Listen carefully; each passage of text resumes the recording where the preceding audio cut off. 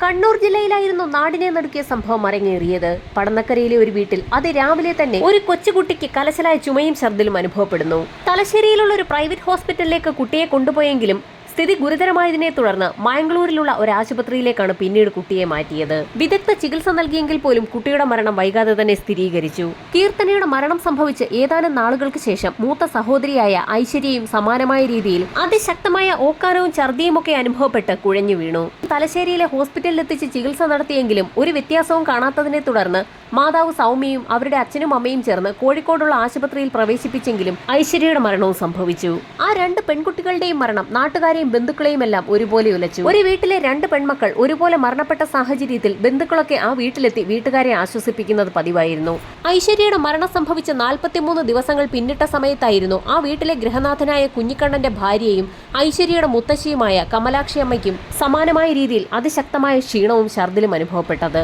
കലശലായ ക്ഷീണവും ഛർദിലുമൊക്കെ അനുഭവപ്പെട്ട കമലാക്ഷിയെയും തലശ്ശേരിയിലെ ഹോസ്പിറ്റലിൽ പ്രവേശിപ്പിച്ച അതേ സമയത്ത് തന്നെ നാട്ടുകാരിൽ ചിലർക്ക് ചില സംശയങ്ങൾ തോന്നി.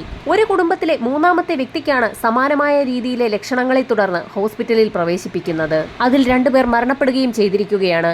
ഈ സാഹചര്യത്തിൽ സംശയം തോന്നിയ നാട്ടുകാർ ഉടൻ തന്നെ പോലീസ് സ്റ്റേഷനിലെത്തി ഒരു പരാതി പറഞ്ഞു. എന്നാൽ അതിനോടകം തന്നെ ഹോസ്പിറ്റലിൽ അത്യാസന്ന നിലയിലായിരുന്ന കമലാക്ഷി മരണപ്പെടുകയും ചെയ്തു.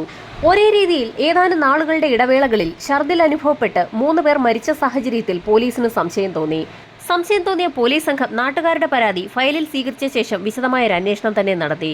3 പേർക്കും കലശലായ ഛർദിലും ഓക്കാനവും അനുഭവപ്പെട്ടിട്ടുണ്ടെങ്കിൽ അവർ കഴിച്ചിട്ടുള്ള ഭക്ഷണത്തിലോ വെള്ളത്തിലോ എന്തെങ്കിലും കലർന്നിട്ടുണ്ടാകാമെന്ന് വിലയിരുത്തിയ പോലീസ് സംഘം കുഞ്ഞിക്കണ്ണന്റെ വീട്ടിലേതിന് പുറമെ സമീപ പ്രദേശത്തുള്ള വീടുകളിലെയൊക്കെ കുടിവെള്ളം ശേഖരിക്കുകയും ഹെൽത്ത് ഇൻസ്പെക്ടർമാരുടെ നിർദ്ദേശപ്രകാരം കോഴിക്കോട് റീജിയണൽ ലാബിലേക്ക് ടെസ്റ്റ് ചെയ്യുന്നതിനായി അയക്കുകയും ചെയ്തു. ഈ സമയത്തായിരുന്നു കുട്ടികളുടെ മാതാവായ സൗമ്യ ഒരു നിർണായക കാര്യം നാട്ടുകാരോട് പറയുന്നത്.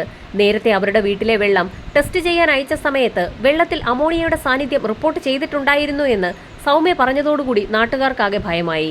അങ്ങനെയെങ്കിൽ അവരുടെയൊക്കെ കിണറ്റിലെ വെള്ളത്തിലും അമോണിയയുടെ സാന്നിധ്യം ഉണ്ടാകാമെന്നും നാട്ടുകാർ ആരോഗ്യവകുപ്പിനെ അറിയിച്ചു. നേരത്തെ തന്നെ കിണറ്റിൽ അമോണിയയുടെ സാന്നിധ്യം സ്ഥിരീകരിച്ച സാഹചര്യത്തിൽ ആരോഗ്യവകുപ്പ് വേണ്ട വിധത്തിൽ പ്രവർത്തിക്കാത്ത രീതിയിലാണ് തുടരെ മരണങ്ങൾ സംഭവിച്ചിരിക്കുന്നതെന്ന് നാട്ടുകാർ ആരോപിക്കുകയും പ്രക്ഷോഭം ആരംഭിക്കുകയും ചെയ്തു.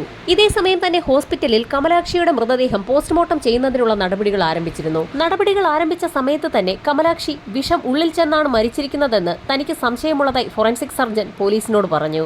എന്നാൽ തീർത്തും ഞെട്ടിക്കുന്ന ഒരു പോസ്റ്റ്മോർട്ടം റിപ്പോർട്ടായിരുന്നു പുറത്തു വന്നത്. കമലാക്ഷിയുടെ മരണം സംഭവിച്ചിരിക്കുന്നത് എന്തോ വിഷപദാർത്ഥം ഉള്ളിൽ ചെന്നിട്ടാണ്. എന്നാൽ പറയത്തക്ക വിഷത്തിന്റെ അംശമൊന്നും ശരീരത്തിനുള്ളിൽ നിന്ന് കണ്ടെത്താൻ ഫോറൻസിക് സർജന് കഴിഞ്ഞതുമില്ല.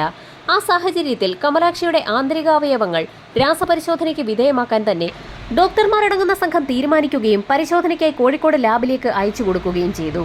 പോസ്റ്റ്മോർട്ടം നടപടികൾ പൂർത്തിയാക്കി കമലാക്ഷിയുടെ മൃതദേഹം സംസ്കാര ചടങ്ങുകൾക്കായി ബന്ധുക്കൾക്ക് വിട്ടു നൽകി. തൊട്ടടുത്ത ദിവസം തന്നെ കോഴിക്കോട് റീജിയണൽ ലാബിൽ നിന്നും കിണറ്റിൽ നിന്ന് ശേഖരിച്ച വെള്ളത്തിന്റെ റിപ്പോർട്ടും പുറത്തുവന്നു. നാട്ടുകാർ ഭയപ്പെട്ടതുപോലെ ഒരു കിണറ്റിലും അമോണിയയുടെ സാന്നിധ്യമില്ല. സൗമ്യയുടെ വീട്ടിലെ കിണറ്റിൽ നേരത്തെ അമോണിയയുടെ സാന്നിധ്യമുണ്ടായിരുന്നു എന്ന് സൗമ്യ പരാതി പറഞ്ഞെങ്കിൽ പോലും ഇപ്പോൾ അവരുടെ കിണറ്റിലും അമോണിയയുടെ സാന്നിധ്യമില്ല. മരണപ്പെടുന്നതിന് മുൻപ് ആ 3 പേരുടെയും വായിൽ നിന്ന് നുരയും പതയും വന്നിരുന്നു. എന്തെങ്കിലും വിഷപദാർത്ഥം ഉള്ളിൽ ചെല്ലാതെ അങ്ങനെ സംഭവിക്കുമോ എന്നുള്ളതായിരുന്നു നാട്ടുകാരുടെ സംശയം. കമലാക്ഷിയുടെ പോസ്റ്റ്മോർട്ടം റിപ്പോർട്ട് മാത്രമാണ് പോലീസ് സംഘത്തിന്റെ കൈവശമുള്ളത്. എന്നാൽ ആ റിപ്പോർട്ടിൽ പ്രത്യേകിച്ച് പറയത്തക്കതായി ഒന്നുമില്ല. അതുകൊണ്ട് തന്നെ കേസന്വേഷണം ആകെ കുഴഞ്ഞു. അങ്ങനെ പോലീസ് അന്വേഷണം ആകെ വഴിമുട്ടി നിൽക്കുന്ന സമയത്തായിരുന്നു മണ്ണത്താമ്പറമ്പിലെ ആ വീട്ടിൽ നിന്നും മറ്റൊരു വാർത്ത കൂടി പുറത്തു വരുന്നത്.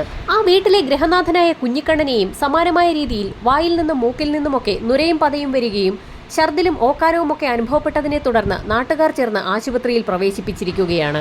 സംഭവം അറിഞ്ഞ് ഡിവൈഎസ്പി അടങ്ങുന്ന സംഘം ഹോസ്പിറ്റലിലേക്ക് എത്തുകയും വിശദ വിവരങ്ങൾ ഡോക്ടർമാരോട് ചോദിച്ചറിയുകയും ചെയ്തു. പൊടുന്നനെ അസ്വാഭാവികമായി വിയർക്കുകയും വായിൽ നിന്നൊക്കെ നുരയും പതയും വരികയും കുഴഞ്ഞു വീഴുകയും ഒക്കെ ചെയ്യുന്നത് എന്ത് തരം രോഗത്തിന്റെ ലക്ഷണമാണെന്നായിരുന്നു പോലീസ് സംഘത്തിന് അറിയേണ്ടിയിരുന്നത്. സാധാരണയായി എലിവിഷം ഉള്ളിൽ ചെല്ലുന്ന ആളുകൾക്കാണ് ഇത്തരത്തിലുള്ള ലക്ഷണങ്ങളൊക്കെ പ്രകടമാകാറുള്ളതെന്ന് ഡോക്ടർമാർ പോലീസിന് മൊഴി നൽകി. പ്രിയപ്പെട്ടവരുടെ മരണത്തിൽ മനംനൊന്ത കുഞ്ഞിക്കണ്ണൻ എലിവിഷം കഴിച്ച് ആത്മഹത്യയ്ക്ക് ശ്രമിച്ചതാകാമെന്ന് പോലീസ് വിലയിരുത്തിയെങ്കിൽ പോലും അത്തരത്തിൽ എലിവിഷം കഴിച്ചതിന്റെ യാതൊരു ലക്ഷണങ്ങളും കുഞ്ഞിക്കണ്ണന്റെ വായിൽ നിന്നോ ശരീരത്തിൽ നിന്നോ കണ്ടെത്താൻ ഡോക്ടർമാർക്ക് കഴിഞ്ഞതുമില്ല. ഹോസ്പിറ്റലിൽ അഡ്മിറ്റ് ചെയ്യപ്പെട്ട കുഞ്ഞിക്കണ്ണന്റെ നില വളരെ ഗുരുതരമായി തന്നെ തുടർന്നു. ഡോക്ടർമാർ പരമാവധി ശ്രമിച്ചെങ്കിൽ പോലും ഏതാനും ദിവസങ്ങൾക്കകം തന്നെ കുഞ്ഞിക്കണ്ണന്റെ മരണവും സ്ഥിരീകരിച്ചു. ഒരു വീട്ടിലെ 4 പേര് ദുരൂഹമായ സാഹചര്യത്തിൽ മരിച്ച വാർത്ത നാടെങ്ങും പരന്നു. അങ്ങനെയെങ്കിൽ വൈകാതെ തന്നെ ആ വീട്ടിൽ ഇനി ശേഷിക്കുന്ന സൗമ്യയുടെ മരണവും ഉടൻ സംഭവിക്കുമെന്ന് നാട്ടുകാർക്ക് ഭയമായി. ഭർത്താവായ കിഷോറുമായി അകന്നു കഴിയുകയാണ് സൗമ്യ. കുട്ടികളുടെ മരണം സംഭവിച്ച സമയത്തൊക്കെ കിഷോർ ആ വീട്ടിലേക്ക് വന്നിരുന്നെങ്കിൽ പോലും സൗമ്യയുടെ മാതാപിതാക്കൾ മരണപ്പെട്ടതറിഞ്ഞതിന് ശേഷം അയാൾ ആ വീട്ടിലേക്ക് വന്നിട്ടുമില്ല. കുഞ്ഞിക്കണ്ണന്റെ മൃതദേഹവും പോസ്റ്റ്മോർട്ടത്തിന് വിധേയമാക്കാൻ തീരുമാനിച്ചു. പോസ്റ്റ്മോർട്ടം ആരംഭിക്കുന്നതിന് മുൻപ് തന്നെ ഡോക്ടർമാരടങ്ങുന്ന വിദഗ്ധ സംഘം പോലീസിനോട് ഒരു കാര്യം പറഞ്ഞു. കുഞ്ഞിക്കണ്ണന്റെ ശരീരത്തിനുള്ളിലും വിഷം കടന്നിട്ടുണ്ട്. എന്തുതരം വിഷമാണ് ഉള്ളിൽ ചെന്നതെന്ന് കണ്ടെത്തുന്നതിനായി കുഞ്ഞിക്കണ്ണന്റെ ആന്തരിക അവയവങ്ങളും പരിശോധനയ്ക്കായി കോഴിക്കോട് ലാബിലേക്ക് അയച്ചു.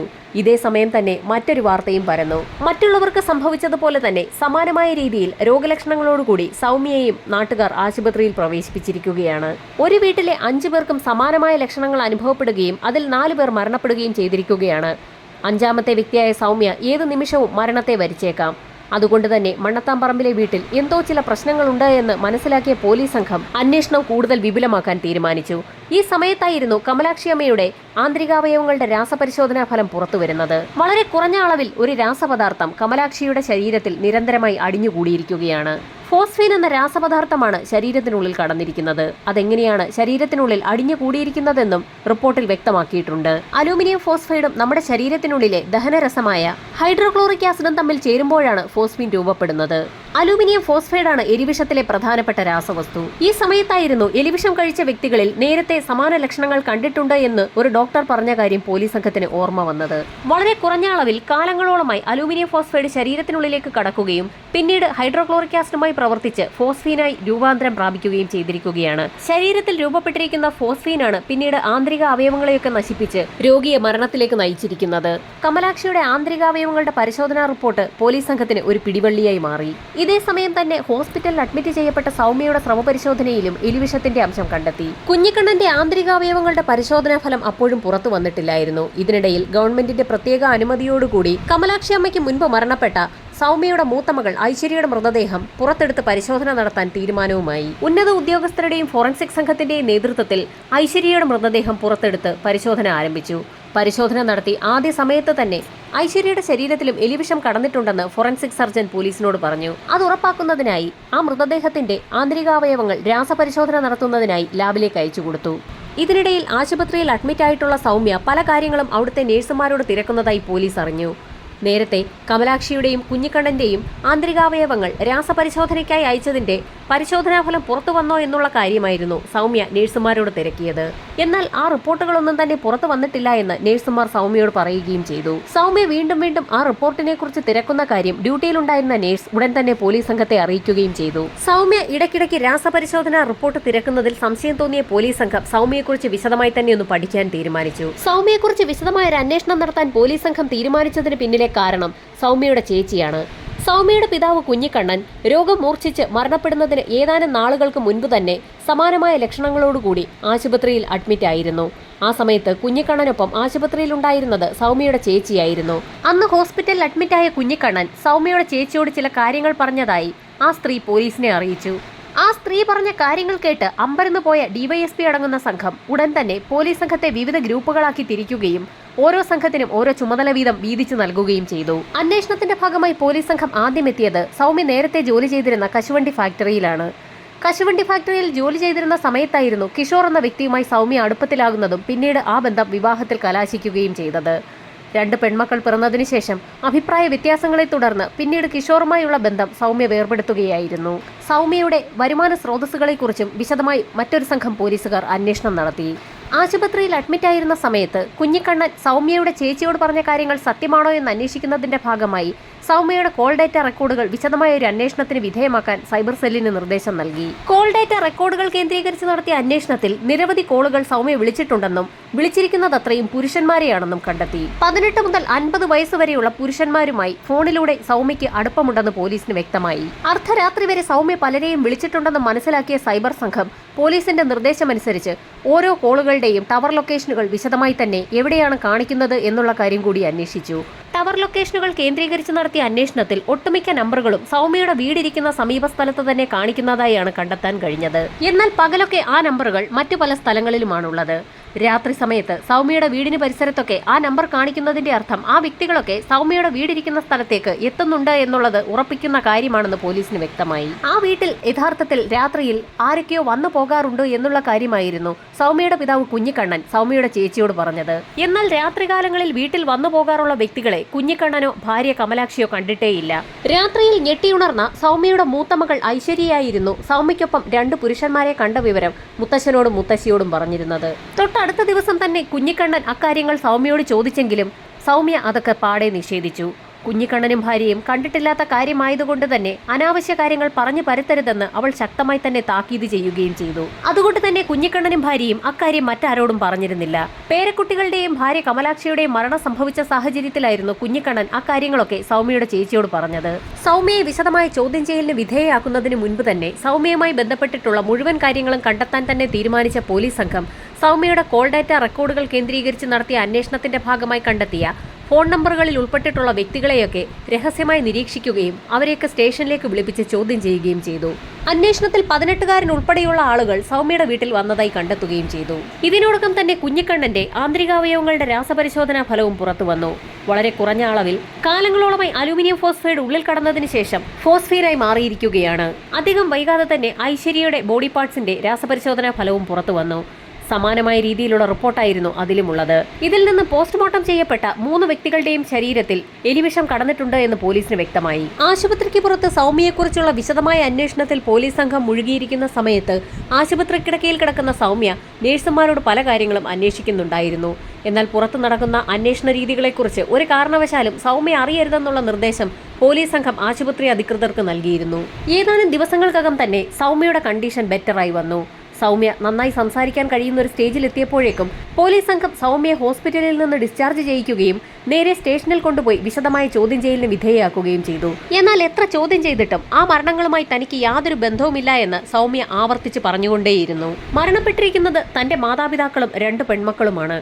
അതുകൊണ്ട് തന്നെ അവരുടെ മരണത്തിൽ പോലീസ് സംഘം ഒരു കാരണമുണ്ടാക്കി ആ കുറ്റം മുഴുവൻ തന്റെ തലയിൽ അടിച്ചേൽപ്പിക്കുകയാണ് എന്ന രീതിയിൽ വരെ പോലീസ് സംഘത്തോട് സൗമ്യ കയർത്തു സംസാരിച്ചു. സൗമ്യ അങ്ങനെ തട്ടിക്കയറുന്നതിനിടയിലായിരുന്നു ഓരോ തെളിവുകളായി പോലീസ് പുറത്തെടുത്തത്. സൗമ്യ സ്റ്റേഷനിൽ ഏതൊക്കെ രീതിയിൽ പ്രതികരിക്കാൻ സാധ്യതയുണ്ടെന്ന് നേരത്തെ തന്നെ അറിയാവുന്ന പോലീസ് സംഘം വളരെ വിശദമായ ഒരു ചോദ്യാവലി തന്നെയാണ് സൗമ്യയെ ചോദ്യം ചെയ്യാനായി തയ്യാറാക്കി വെച്ചിരുന്നത്. പോലീസ് സംഘത്തിന്റെ വിശാലമായ ചോദ്യം ചെയ്യലിന് മുൻപിൽ 10 മണിക്കൂർ വരെ സൗമ്യ പിടിച്ചു നിന്നു. 10-ാം മണിക്കൂർ പിന്നിട്ടപ്പോൾ സൗമ്യ പതുക്കെ കുറ്റസമ്മതം നടത്തി. മാതാപിതാക്കളുടെയും മൂത്ത മകൾ ഐശ്വര്യയുടെയും മരണത്തിന് പിന്നിൽ താൻ തന്നെയാണെന്ന് ഉറപ്പിച്ചു പറഞ്ഞ സൗമ്യ എന്നാൽ ഇളയ മകളെ താൻ കൊലപ്പെടുത്തിയിട്ടില്ല എന്ന് പോലീസിനോട് പറഞ്ഞു. ഭർത്താവ് കിഷോറുമായുള്ള ബന്ധം വേർപിരിഞ്ഞതിന് ശേഷം പല വീടുകളിലും സൗമ്യ വീട്ടുജോലിക്കായി പോകാറുണ്ടായിരുന്നു. എന്നാൽ അവിടെ നിന്ന് കിട്ടുന്ന പണം കൊണ്ടൊന്നും ജീവിതം മുൻപോട്ട് പോകാൻ കഴിയില്ല എന്ന് മനസ്സിലാക്കിയ സമയത്തായിരുന്നു ചില ആളുകളുമായൊക്കെ സൗമ്യ അടുത്തത്. ഫോൺ വിളികൾ പിന്നീട് പല സ്ഥലങ്ങളിൽ വെച്ചുള്ള കൂടിക്കാഴ്ചകൾക്ക് കൂടി വഴിയൊരുക്കി.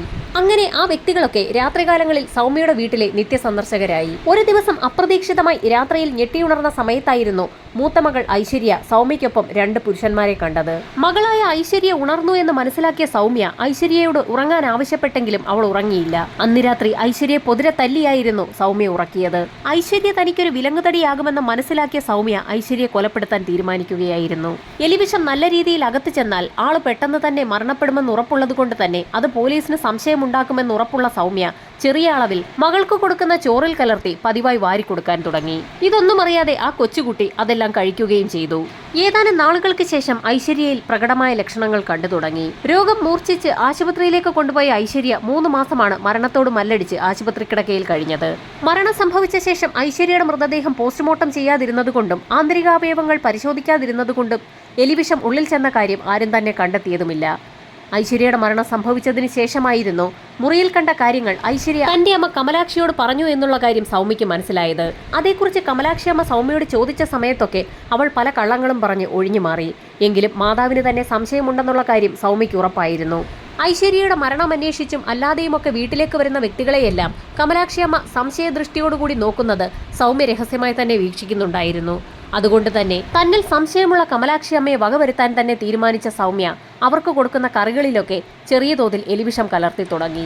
എന്നാൽ പ്രായമായ സ്ത്രീ ആയതുകൊണ്ട് തന്നെ അധികം പിടിച്ചു നിൽക്കാൻ കഴിയാതെ ഐശ്വര്യയുടെ മരണം സംഭവിച്ച് 43-ാം ദിവസം തന്നെ കമലാക്ഷി അമ്മയും മരണപ്പെട്ടു. പിന്നീട് കുറച്ചുനാൾ വലിയ കുഴപ്പങ്ങളൊന്നുമില്ലാതെ മുൻപോട്ട് പോകുന്നതിനിടയിലായിരുന്നു പിതാവ് കുഞ്ഞിക്കണ്ണനും തന്നിൽ സംശയമുണ്ടെന്നുള്ള കാര്യം സൗമ്യയ്ക്ക് വ്യക്തമായത്. പിതാവ് കുഞ്ഞിക്കണ്ണനെ കൂടി അവസാനിപ്പിച്ചില്ല എങ്കിൽ നേരത്തെ നടന്ന 2 മരണങ്ങളിലും താൻ പ്രതിയാകുമെന്ന് ഉറപ്പായ സൗമ്യ കുഞ്ഞിക്കണ്ണന് കൊടുക്കുന്ന ഭക്ഷണത്തിലും എലിവിഷം ചേർത്തു തുടങ്ങി. മറ്റുള്ള ആളുകളുമായി മകൾക്ക് ബന്ധമുണ്ടെന്നുള്ളതല്ലാതെ ഒരിക്കലും ഭക്ഷണത്തിൽ വിഷം ചേർത്ത് നൽകുമെന്നുള്ള കാര്യം കുഞ്ഞിക്കണ്ണൻ പ്രതീക്ഷിച്ചതുമില്ല. എങ്കിലും സൗമ്യയെക്കുറിച്ച് തനിക്കുള്ള സംശയങ്ങളൊക്കെ കുഞ്ഞിക്കണ്ണൻ മൂത്ത മകളോട് പറയുകയും ചെയ്തു. വിവാഹബന്ധം വേർപെടുത്തി നിൽക്കുന്നതുകൊണ്ട് തന്നെ എത്രയും വേഗം അവളെ മറ്റൊരു വിവാഹം കഴിപ്പിച്ച് അയക്കണമെന്നുകൂടി അയാൾ മകളോട് പറഞ്ഞിരുന്നു. എല്ലാ കുറ്റങ്ങളും പോലീസിനോട് ഏറ്റുപറഞ്ഞ സൗമ്യയുടെ അറസ്റ്റ് പോലീസ് സംഘം രേഖപ്പെടുത്തുകയും സൗമ്യയെ ജയിലിലടയ്ക്കുകയും ചെയ്തു. സൗമ്യ നടത്തിയ കൊലപാതകങ്ങളിൽ ഏതെങ്കിലും വ്യക്തികൾ പങ്കാളികളായിട്ടുണ്ടോ, സൗമ്യയ്ക്ക് എലിവിഷം വാങ്ങി നൽകിയതാര് തുടങ്ങി നിരവധി കാര്യങ്ങളായിരുന്നു പോലീസ് സംഘം അന്വേഷണത്തിന് വിധേയമാക്കിയത്. അന്വേഷണം പുരോഗമിക്കുന്ന സാഹചര്യത്തിലായിരുന്നു കണ്ണൂരിലെ വനിതാ ജയിലിൽ നിന്നും അന്വേഷണ ഉദ്യോഗസ്ഥരെ തേടി ഒരു വാർത്തയെത്തിയത്. അവിടെ വിചാരണ തടവുകാരിയായി കഴിഞ്ഞിരുന്ന സൗമ്യ ആ ജയിൽ കോമ്പൗണ്ടിനകത്തെ തന്നെ ഒരു കശമാവിൽ തൂങ്ങി നിൽക്കുന്നു എന്നുള്ള വാർത്തയായിരുന്നു അത്. സഹതടവുകാരിയുടെ സാരി മോഷ്ടിച്ച സൗമ്യ ആ സാരി ഉപയോഗിച്ചായിരുന്നു കശുമാവിൽ കുരുക്കിട്ടതും അതിൽ തൂങ്ങിയതും. ശരിക്കും സെൻസേഷണലായ ഒരു വാർത്ത തന്നെയായിരുന്നു അത്. തടവുകാർ സദാസമയവും നിരീക്ഷണത്തിലാണെന്ന് പറയുമ്പോഴും ജയിൽ അധികൃതരുടെ അലംഭാവം മൂലമാണ് സൗമ്യയുടെ ആത്മഹത്യ സംഭവിച്ചതെന്ന് പല കോണിൽ നിന്നും വിമർശനമുയർന്നു. പിന്നീട് പോലീസ് സംഘം നടത്തിയ തിരച്ചിലിൽ സൗമ്യ എഴുതിയ ഒരു ആത്മഹത്യാ കുറിപ്പും കണ്ടുകിട്ടി. മരണപ്പെട്ട തന്റെ മൂത്ത മകളായ ഐശ്വര്യയ്ക്ക് സൗമ്യ എഴുതിയ ഒരു കത്തായിരുന്നു അത്. മകൾ ഐശ്വര്യയുടെയും മാതാപിതാക്കളുടെയും മരണത്തിൽ തനിക്ക് യാതൊരു പങ്കുമില്ല എന്നും എല്ലാ മരണങ്ങൾക്കും പിന്നിൽ മറ്റൊരുവനാണെന്നും ഒരിക്കൽ താൻ ജയിലിൽ നിന്ന് പുറത്തിറങ്ങി അയാളെ കൊലപ്പെടുത്തിയതിനു ശേഷം തിരികെ ജയിലിലേക്ക് എത്തുമെന്നും സൗമ്യ അതിൽ കുറിച്ചിട്ടുണ്ടായിരുന്നു. പോലീസിനെ സംബന്ധിച്ചിടത്തോളം ആ കേസ് ഇപ്പോൾ മറ്റൊരു ഗുരുക്കായിരിക്കുകയാണ്. 4 കൊലപാതകങ്ങൾ നടത്തിയ സൗമ്യയെ പോലീസ് സംഘം അറസ്റ്റ് ചെയ്തു എന്ന് കരുതിയപ്പോഴാണ് എല്ലാ കുറ്റങ്ങളും ചെയ്ത യഥാർത്ഥ പ്രതി പുറത്തുണ്ടെന്ന് സൗമ്യ ഒരു കത്തിലൂടെ വെളിപ്പെടുത്തിയിരിക്കുന്നത്. യഥാർത്ഥ കുറ്റവാളികളെ പോലീസ് കണ്ടെത്തണമെന്നുള്ളതാണ് സൗമ്യയുടെ കത്തിലൂടെ വെളിവാകുന്നത്. കത്ത് കേന്ദ്രീകരിച്ച് പോലീസ് സംഘം അന്വേഷണം നടത്തിയെങ്കിലും അത്തരത്തിലൊരു പ്രതിയെ കണ്ടെത്താൻ പോലീസ് സംഘത്തിന് ഇതുവരെയും കഴിഞ്ഞിട്ടില്ല. ലോകത്തിന് മുന്നിൽ ചെയ്ത കുറ്റം മനഃപൂർവ്വം ഒരു കൺഫ്യൂഷനാക്കി മാറ്റാൻ സൗമ്യ ബോധപൂർവം ഒരു കത്തെഴുതി ശ്രമം നടത്തിയതാണോ എന്ന് പോലീസിൽ സംശയമുയരുകയാണ്.